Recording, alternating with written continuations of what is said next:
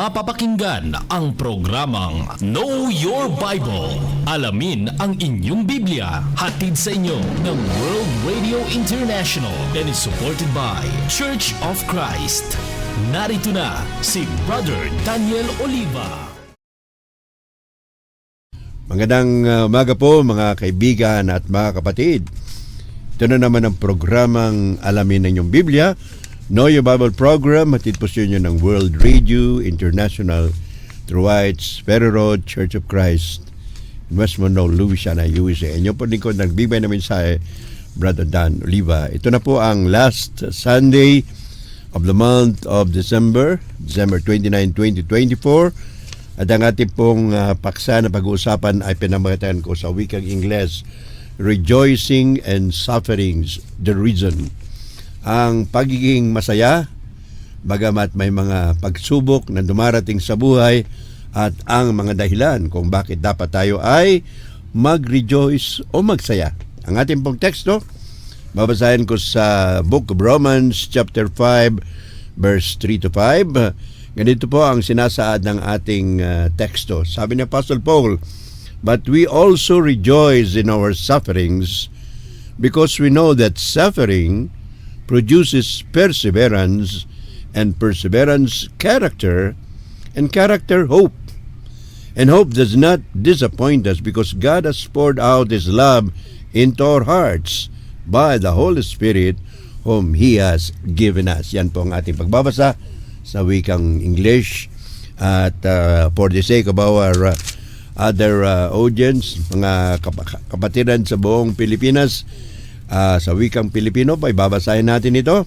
Although sa ating bansa ay napakaraming lingwahe, merong Ilocano, Tagalog, Bisaya, Ilonggo, at marami pa pong iba, lalo na dito sa Cordillera region. Well, I am broadcasting from Baguio City, sa bago pong location ng Barangay 92.FM, dito po sa Ediway Building, Quezon Road, Baguio City. Ganitong sinasaad ng Romans chapter 5 verse 3 to 5. "Hindi lamang yan, ikinagalak din natin ang mga kahirapang ating tinitiis dahil alam nating ito'y nagbubunga ng pagtiyatsaga. At ang pagtiyatsaga ay nagbubunga ng mabuting pagkatao, at ang mabuting pagkatao ay nagbubunga ng pag-asa. At hindi tayo binibigo ng pag-asang ito, sapagkat ang pag-ibig ng Diyos ay ibinuhos na sa ating mga puso sa pamamagitan ng Espiritu Santo na ipinagkaloob sa atin." Yan po ang ating mga pagbabasa, both in English and of course in Filipino language. Now let's go to our introduction. In general, people would rejoice in times of prosperity and success. Sa kabuuan, ang mga tao siyempre masaya sila pag sila ay masagana at mayroong mga natamong mga tinatawag nating tagumpay. It is easy to be happy when everything seems all right in the family, in the work, business, and any other activity. So madali pong maging masaya kung ang lahat ay maayos sa pamilya, sa trabaho, sa negosyo at ano pa mang uri ng aktibidad sa ating buhay. But how many can still be happy in terms of suffering, trials, and even failures? Iilang tao kaya ang magiging masaya pa rin kung sila ay may mga pagdurusa, paghihirap, may mga pagsubok, at may tinatawag na failures. Hindi nila natamo yung kanilang inaatim na success sa buhay. So, yun pang ating pag-aaralan sa mga kaibigan at mga kapatid, sa ating mga kapatiran sa buong Pilipinas and of course all over the world. In this lesson, we will discuss at least 4 things. Number 1, how does suffering produce perseverance? Number 2, how does perseverance produce character? And number 3, how does character produce hope? And number 4, the reason hope does not disappoint us. So yun pong ating mga pag-aaralan sa ating leksyon sa umagang ito. Number 1 question is, how does suffering produce perseverance? Paano po na ang pagdurusa o kahirapan ay naghahatid o nagbubunga ng pagtiyatiyaga sa ating buhay? Yun po ang sasagutin natin. Unang-unang katanungan. Well, when people face challenges, they need to work hard and not give up. So pag may mga hamon sa buhay, kailangan huwag tayong give up. Huwag tayong sumuko, kundi patuloy pa rin na magtrabaho. And this helps people develop perseverance and endurance. Kung tayo ay hindi tumitigil sa pagtrabaho, sa paggawa, yun po ay nagde-develop ng tinatawag nating endurance or perseverance. Nagiging matyaga tayo. Yun po ang ibig sabihin. Endurance, coming from the Greek word hypomunen, is the ability to go beyond what is comfortable. Ulitin ko po.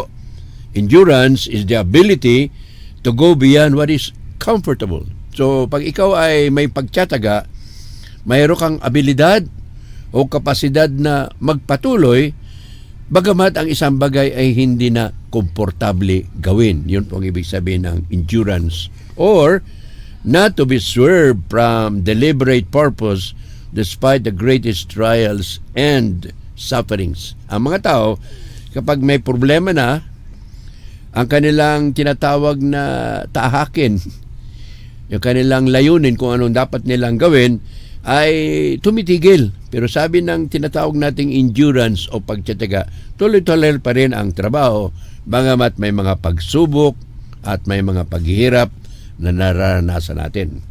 And as we lean on God, He strengthens us according to His glorious might with full endurance and patience with joy. Sabi ni Apostol Pablo sa Colosas chapter 1 verse 11, tayo ay dapat nakasandal sa Panginoon. At kung nakasandal tayo sa Kanyang kalakasan, according to His glorious might, sa Kanyang maluwalhati na kalakasan, sa buong pagtiyataga at may tinatawag na patience with joy, pagpapasensya na masaya, magagawa pa rin natin ang ating dapat gawin dahil sa tinatawag nating katangian ng pagtiyatiyaga or endurance.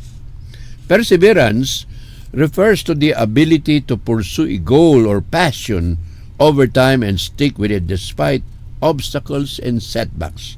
Yun po ang ibig sabihin ng perseverance o pagtiyatiyaga. Ang abilidad na patuloy nating gawin ang ating gustong gawin o marating kahit na ito ay mahirap, dumaranas tayo ng mga tinatawag na trials, obstacles, or setbacks. Kahit na ikaw ay nagkamali, nadapa, tuloy pa rin. Yun ang tinatawag nating endurance, perseverance, o sa wikang Pilipino ang sabi nila dyan, pagtiyatiyaga. It means, therefore, brothers and sisters, to finish what one starts despite obstacles, getting out the door, taking pleasure, and completing the task. In other words, huwag kang sumuko. Patuloy pa rin ang paggawa, patuloy pa rin ang pagtrabaho, bagamat ito'y mga pagsubok, may mga pagdurusa na naghirap sa ating buhay. Well, perseverance is to prioritize sustainable future rewards over short-term pleasure in the present. Ano pong ibig sabihin niyan? Pag sinabi mong perseverance, pagtiyatiyaga, ibig sabihin, bagamat may mga paghihirap sa ngayon na nararanasan natin, tuloy pa rin sapagkat ang ating pong tinitingnan ay yung gantimpala na parating na mas maganda.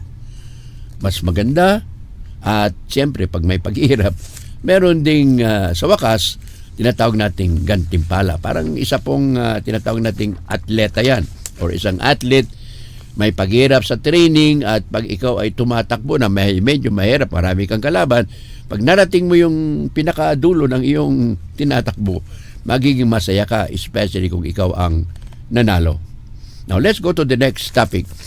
How does perseverance produce character? But before we will answer that, anong sabi ng Panginoong Jesucristo sa Matthew chapter 24, verse 12 and 13, using the King James Version or the New King James Version, ito po yung patungkol sa endurance. Sabi ng Panginoong Jesucristo, the love of many will grow cold, but he who endures to the end shall be saved.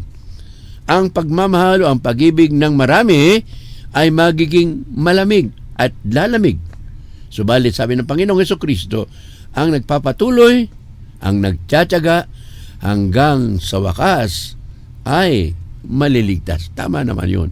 Matthew chapter 24, verse 12 and 13. Yun pong sabi ng ating Panginoon sa Kristo. Now, let's go to the second part of our lesson. How does perseverance produce character? Paano na ang pagtsatsaga ay naghahatid sa tinatawag nating mas mabuting pagkatao natin or character? Where godly character, from the Greek word dokimi, refers to a person who has been tested and who has passed the test. So, pag ikaw ay may tinatawag na godly character, pagkatao ng makadiyos, ikaw yung sinasabi nilang nakapasa na sa pagsubok. One who has passed the test. Yun po ibig sabihin ng godly character o pagkatao ng makadiyos. Character is also defined as someone's personality, the way he thinks, feels, and behaves. So pag sinabi natin character, ang kabuuan ng ating pagkatao, kung paano tayo nag-iisip, paano tayo nakakaramdam, at paano ang ating behavior o pag-uugali kung tayo ay naharap sa iba't ibang uri ng pagsubok. Well, it's also defined as the quality of being determined and able to deal with difficult situations. So, pag mayroon kang quality na gusto mo talagang ituloy ang ibig mong gawin, dahil kahit maraming mga pagsubok na mahirap na pagsubok, yun ay tinatawag nating godly character, pagkatao ng magkapadyos. Well, how does endurance produce character? Let's find out. Marami pong pamamaraan kung paano yung pagtiyatsaga ay nagbabago sa ating pagkatao, spiritual and godly character. Number 1, overcoming obstacles helps one develop a stronger sense of self. Kapag ikaw ay tinatawag nating natalo mo yung tinatawag na mga pagsubok, lalong lalakas ang iyong personalidad. May kakaroon ka ng tinatawag na self-confidence, a stronger sense of self. Number 2, shaping his values and beliefs and revealing who he really is character as. Ganun naman po ang tao kung hindi nakakaranas ng pagsubok, hindi po natitesting, hindi nakikita yung tunay na pagkatao. Subalit kung siya ay dumaan sa mga pagsubok, mga paghihirap, pagdurusa, doon po lumalabas yung tunay na karakter ng isang Kristiyano, isang tao. Well, there are some examples in the Bible who endured and developed their characters. Marami pong example, pero for our purposes, 3 lang po katao ang aking babanggitin. 3 persons who endured and developed their character. Naging matyaga sila, dahil naging matyaga sila, na-develop po yung kanilang tinatawag na godly character, makadiyos na pagkatao. Number 1, well, we have the old example of Job in the Old Testament. Job, who suffered loss of everything, including his wealth, including his livestock, including his crops, health, and even relationship, was still happy in the end. Sabi ng Panginoon, tinesting po ito si Job dahil sa challenge po ni Satanas sa Panginoon. Si Job ay tapat lang sa iyo dahil marami siyang pagpapala or blessing. So tanggalin mo yung mga pagpapala na yun at sabi ni Satanas sa Panginoong Diyos, hindi na siya maging tapat or faithful sa iyo. Of course, the next thing, sinubukan si Job, pinabayaan ng Panginoong Diyos na subukan si Job ni Satanas. So nagkaroon ng suffering, nawala yung kanyang kayamanan, kanyang mga hayop, pati yung mga pananim. At siya ay nagkasakit. Karoon po siya ng piksa mula ulo hanggang paa. At pati ang kanyang relasyon sa kanyang mga kaibigan, pati sa kanyang asawa, ay nagkaroon po ng tinatawag na pagsubok. Para subalit si Job, nagpatuloy po, hindi nawala ang kanyang pananampalataya. At in the end, God returned all His blessings. Nagkaroon ulit ng anak, kayamanan, mga hayop, pati mga pananim. At nagkaroon din siya ng magandang relationship sa kanyang mga kaibigan. Ang problema lang, yung misis niya, nung siya ay may sakit pa, sabi ng misis niya, bakit ikaw ay patuloy na sumasamba sa Panginoon? Kalimutan mo ang Diyos. Sumpain mo na siya at mamatay ka na. Yun ang sabi ng kanyang asawa. Pero wala nang sinabi sa Biblia kung ano ang last part ng tungkol sa asawa ni Job. Okay, number 2, the Apostle Paul. The Apostle Paul could be known as the greatest missionary who gladly boasted when he was suffering, including being falsely accused. Si Apostle Paul, he boasted even when he was suffering. He had a thorn in the flesh and many more trials. So sa mga apostolis po, wala pang higit sa napakaraming mga pagsubok, paghihirap na naranasan ni Apostol Pablo. Subalit sabi niya, I am boasting in my suffering because even when I suffer, I learn more and God strengthens me even in my weakness. Kaya para wag siya maging palalo, wag siya maging mayabang, anong ginawa ng Panginoon Diyos?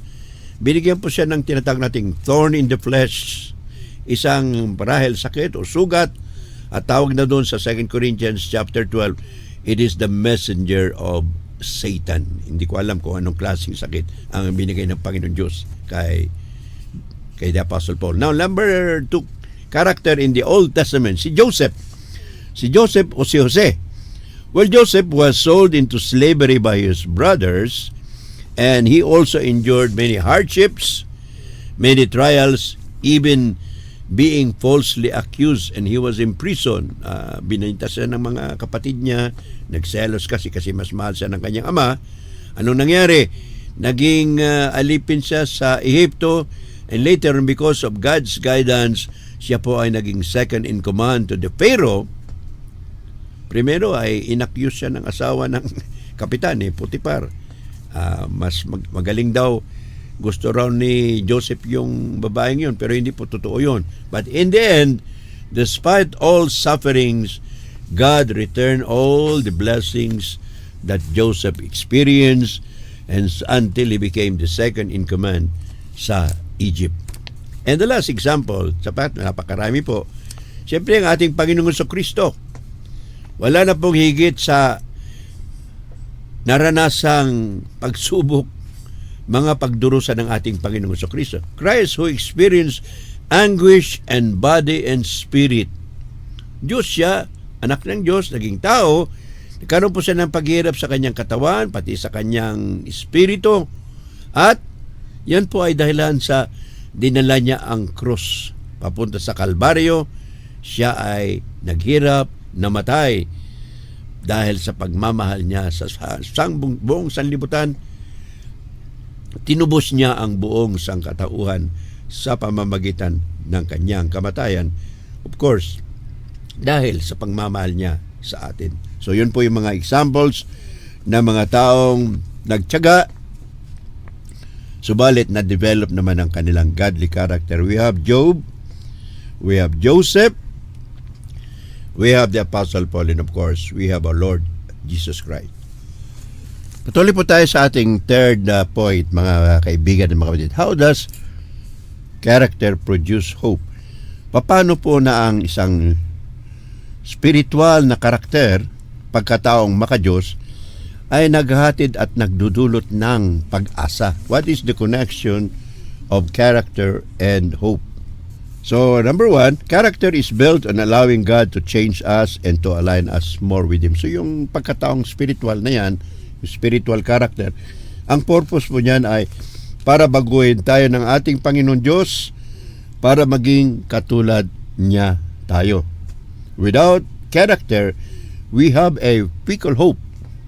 Hindi po malakas yung ating pananampalataya kung wala tayong tinatawag na godly character o makadiyos na pagkatao.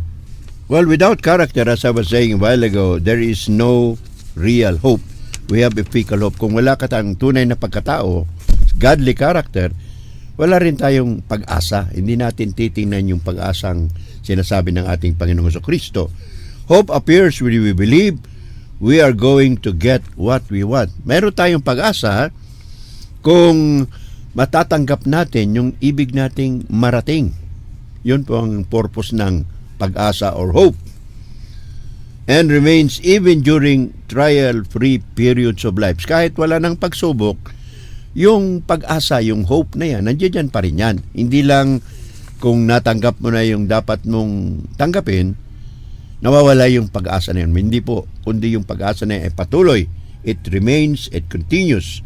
Now, there is a set of interconnected mental muscles. Ano po yung mental muscles? Yung mental muscles po yung parang exercise ng ating pag-iisip at may tinatawag po riyan na steps, procedure na dapat natin sinusunod. Number 1, suffering strengthens endurance muscle. Kapag ikaw ay nagkaroon ng mga pagsubok, pagdurusa, nadidevelop po yung endurance muscle, nagiging matyaga ka. Yun po ang ibig sabihin ng interconnection of mental muscle. Number 2, endurance muscle strengthens character muscles. Kapag ikaw ay natuto ng matyaga, madidevelop, lalakas din ang iyong spiritual na pagkatao, pagkataong makadiyos. And of course, number 3, character muscle strengthens hope muscle. Kapag na-develop na yung ating personalidad, ang ating spiritual na pagkatao, lalong lumalakas yung ating pag-asa sa Panginoon. Yun pong ibig sabihin nun.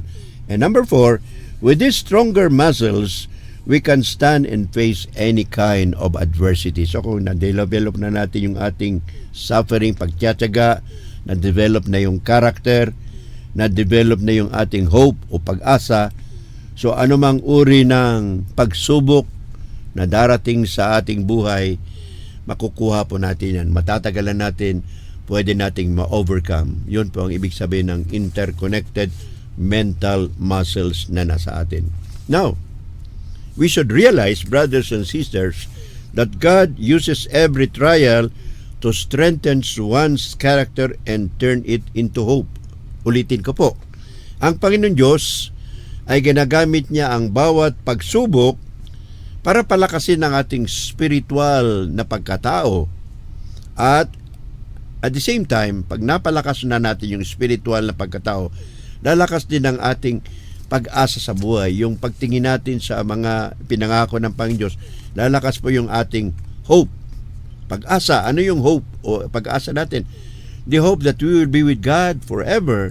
The hope that we will be with the Lord in heaven forever and ever when the time comes. So yun po ay may mga tinatawag nating procedure na di-develop lahat yan because of the fact that when we have perseverance, we produce character. When we have character, it produces hope.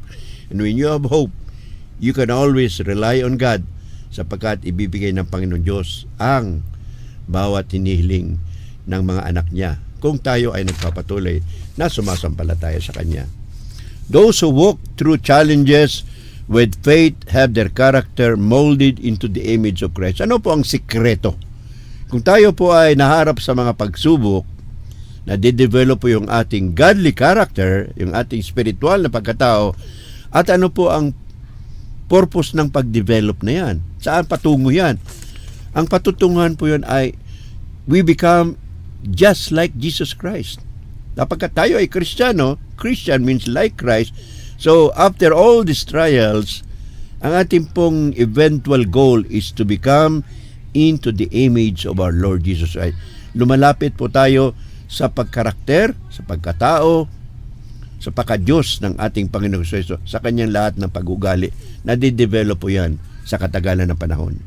Suffering and pain help us become more like Jesus, developing endurance, strength of character, and hope. So paulit lang po yan. Pag ikaw ay nagkaroon ng paghihirap, pagdurusa, ito po ay nakakatulong na para tayo ay maging katulad ng ating Panginoong Kristo na nagbata rin ng paghihirap, nagkaroon din ng kalakasan sa kanyang personalidad, sa kanyang karakter, at siyempre, nagkaroon din ng malakas na pag-asa sa mga pangako ng ating Panginoon Diyos. Well, the book of Proverbs, chapter 10, verse 9, sabi ng Proverbs, character will help us weather the storms of life and keep us from sin. Ang spiritual na pagkatao, sabi ni Haring Solomon sa Proverbs chapter 10, verse 9, ay nagbibigay ng kalakasan sa atin upang malabanan natin kahit anong klaseng unos na dumarating sa ating buhay at ilalayo tayo sa mga kasalanan. Yun po ang purpose ng sinabi ni Haring Solomon in Proverbs chapter 10 verse 9. Kawikaan chapter 10 verse 9. Ano pa? Well, Philippians chapter 4 verse 8, sabi ni Apostle Paul, we can develop character by controlling our thoughts. Paano na-develop? Paano lumalapit ang tao sa personalidad na maka-Diyos or godly character? Sabi ni Apostol Pablo sa Filipos chapter 4 verse 8, we can develop character by controlling our thoughts. Paano yun? Well, sinabi niya doon, if there is any virtue, if there is any noble thing, you have to meditate on these things. You meditate on love, truth, patience, etc. Lahat ng godly qualities. Pag yun ang iyong iniisip, very surely, sabi ni Apostol Pablo, we can develop our character by controlling our thoughts. Yung thoughts mo, yung nasa loob ng iyong pag-iisip, yun po ang pinagmumulan ng lahat ng problema kasi kung anong naisip mo, gagawin mo. Pero kung nakontrol mo ang iyong mga pag-iisip na palagi parang subjected to the will of God, madidevelop yung karakter mo at maiiwasan mo rin ang makagawa ng kasalanan. Panghuli po, mga kapatid at mga kaibigan, the reason hope does not disappoint us. Bakit ang pag-asa na nasa atin ay hindi po maaring magbigay ng tinatawag na disappointment? Ibig sabihin, kung anong ating inaasahan, matatanggap natin. Ano sabi ni Apostol Pablo dito sa Romans chapter 5 verse 5? At hindi tayo binibigo ng pag-asa ito sapagkat ang pag-ibig ng Diyos ay binuhos na sa ating mga puso sa pamamagitan ng Espiritu Santo na ipinagkaloob sa atin. So yung pag-asa na yan, hindi tayo bibigoin sapagkat Bakit? Sapagkat ang pag-ibig na Diyos ay ibinigay sa ating mga puso sa pamamagitan ng Espiritu Santo. Yung hope na yan, yung character na yan, yung pag-asa na yan, nabibigyan po ng reinforcement, ng kalakasan ng pag-ibig ng Diyos na ibinigay sa atin. Anong klaseng pag-ibig? Pag-ibig sa Kanya, pag-ibig sa ating kapwa, pag-ibig pati sa ating mga kaaway, at pag-ibig rin sa ating sarili. We have to love ourselves. Yun nga sabi ni Kristo, love your neighbor as you love yourself. Kung hindi mo mahal yung sarili mo, paano ka pa magmahal sa ibang tao? So, that is interrelated, mga kapatid. So, because hope is grounded in the unwavering love of God, it poured into our hearts through the Holy Spirit. So, yung pundasyon ng pag-asa na yan ay ugat po sa pagmamahal ng Diyos. Mahal tayo ng Diyos kaya nagtitiwala tayo sa Kanya. Hindi po nawawala yung pag-asa na yun. Placing hope in God means trusting in Him because He is always reliable even when we are facing challenges in life. So, sino ba ang aasahan mo na hindi nagbabago? Siyempre ang ating Panginoon Diyos. God does not change.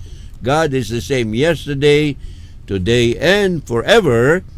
Kaya kung tayo ay naniniwala sa Panginoon, nakaangklang ating pananampalataya at pag-asa sa Kanya, hindi niya po tayo bibigoyin. Yun po ang ibig sabihin niyan. Well, the Greek word hope comes from the word elpis, which conveys a confident and expectant hope, something that can be relied upon. So yung hope na yan, maraming tao nag-aasa, umaasa. Pero yung pag-asa nila, pag-asa sa mundo, hindi po wala ting natawag ng kasiguraduhan. But when we anchor our hope, when we give God the hope, when we hope on the Lord, who gives us the Holy Spirit and gives us the love, hindi po tayo mabibigo sapagkat ang Panginoon Diyos ay hindi po nagbabago. Mahal niya tayo, ibig niya maging matagumpay tayo spiritually and physically. So hindi po tayo mabibigo. Well, it's based in God's unchanging character and the love He has shown us through the Holy Spirit. As I said kanina, ang Diyos po hindi nagbabago. Ang tao pwedeng magbago. Sabi ng Hebrews chapter 13 verse 8, God is the same yesterday, today, and forever. Mahal tayo ng Diyos noon, mahal tayo ng Diyos ngayon, mahal tayo ng Diyos sa mga darating na panahon. So yung ating pag-asa sa Kanya, pagtiwala sa Kanya, hindi po mabibigo sapagkat hindi nagbabago ang karakter ng Panginoon. Mahal niya tayo at ang pagmamalayan ay palaging nandyan at ibig niyang maging matagumpay tayo at maging kasama niya tayo doon sa kalangitan balang araw. Well, it also reminds us hope is the firm foundation for believers, especially in difficult times. It reminds believers that God's love is always present and that He will fulfill His promises. Ano sabi ni Apostol Pablo sa Romans chapter 5 verse 3 and 12? Yung teksto po natin. It reminds us that even in the midst of pain, of suffering, God is refining us. Ulitin ko po. From the book of Romans 5:3-5, yung ating pong teksto. Ang pag-asa na yan ay isa pong paalala sa atin ng Panginoon Diyos na bagamat marami tayong mararanasan na paghihirap, isa pong uri ng tinatawag nating refinery ng Panginoon. Tayo ay hinuhubog sa pamamagitan ng mga pagsubok na yan, lalo tayong huhubugin ng Panginoon at ang paghubog na yun ay after the image of Christ, kalarawan ng Diyos, sapagkat yan naman po ang purpose ng ginawa tayo ng Diyos. Genesis chapter 1:26, ano sabi ng Panginoon through Moses? Let us make man in our image. So from the beginning, God created us in His image. Nawala lang yung image na yun nang naging makasalanan tayo dahil sa kasalanan ng ating mga magulang. Of course, sarili nating kasalanan, nawala yun. And God, through Jesus Christ, is restoring that image by believing in Christ, by enduring suffering, by developing character, and that character is producing hope. So kung nandiyan yan, lahat ng elemento na yan, mga kaibigan at mga kapatid, hindi po tayo mapapaya sapagkat hinuhubog tayo, dinidevelop tayo ng Panginoon sa imahen na dati ay nasa atin. Ibinabalik niya lamang po yun sa atin. Nasa atin po yun. We were created in the image of God, and God is just returning that kind of image through our Lord Jesus Christ. We are called therefore to endure, knowing that our hope in Christ will not put us to shame. Please remember, kapag tayo ay sumamba sa Panginoon, umasa sa Panginoon sa pamamagitan ng Panginoon sa Kristo, at ang pag-ibig ng Diyos na ibigay sa atin sa pamamagitan ng Espiritu Santo, hindi po tayo mabibigo. Sa darating na araw, ibibigay ng Diyos ang kanyang pangako. Ano yung pangako niya? Apocalypse chapter 2 verse 10. He be faithful unto death, and I will give you the crown of life.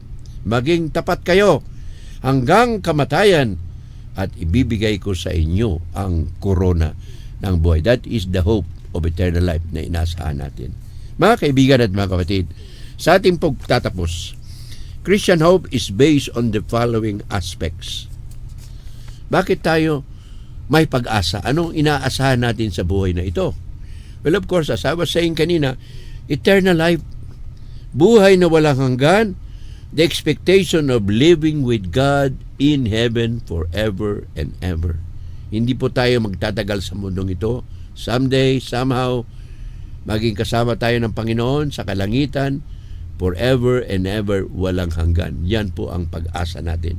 Number 2, we're also hoping for their resurrection. Bagamat tayo mamamatay, sabi ng Panginoon sa Kristo, everybody shall live.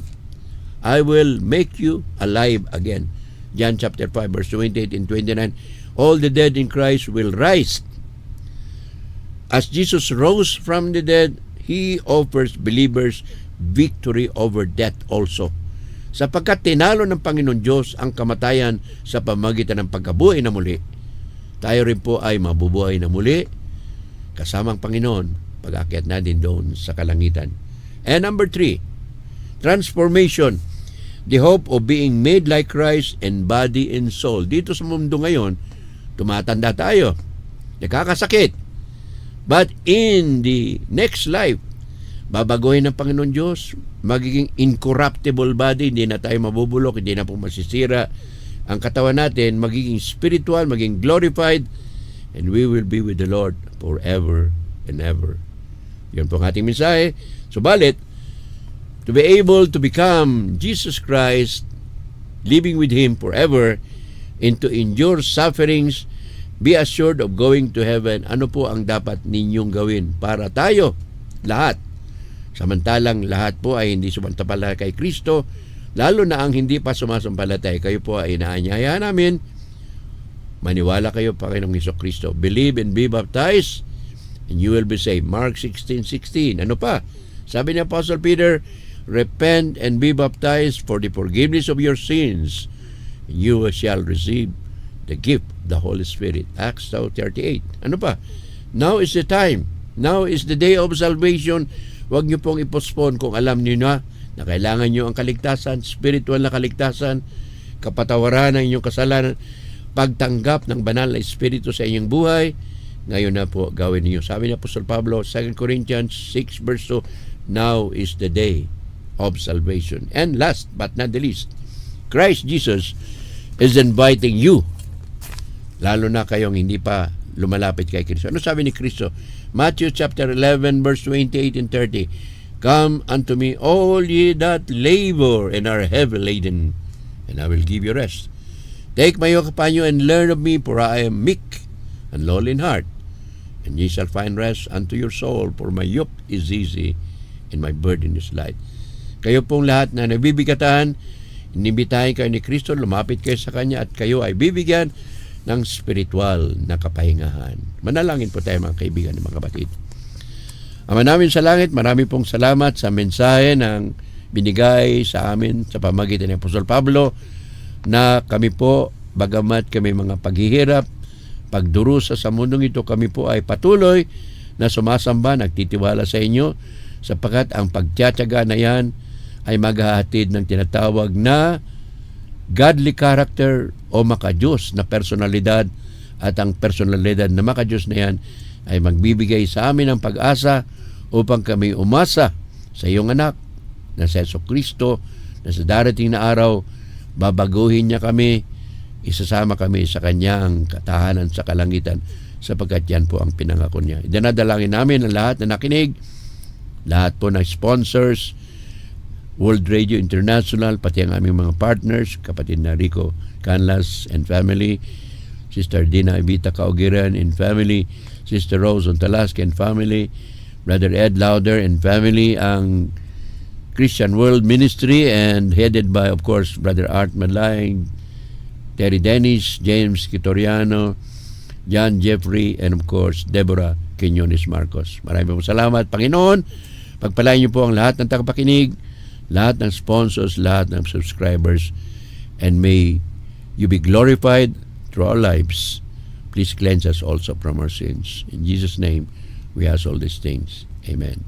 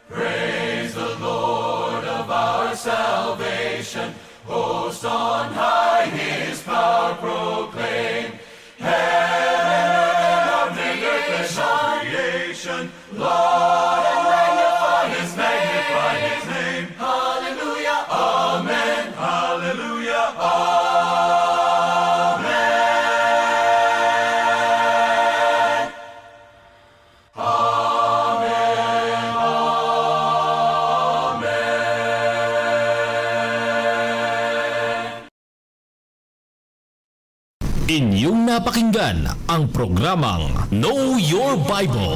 Alamin ang inyong Biblia. Hatid sa inyo ng World Radio International and is supported by Church of Christ.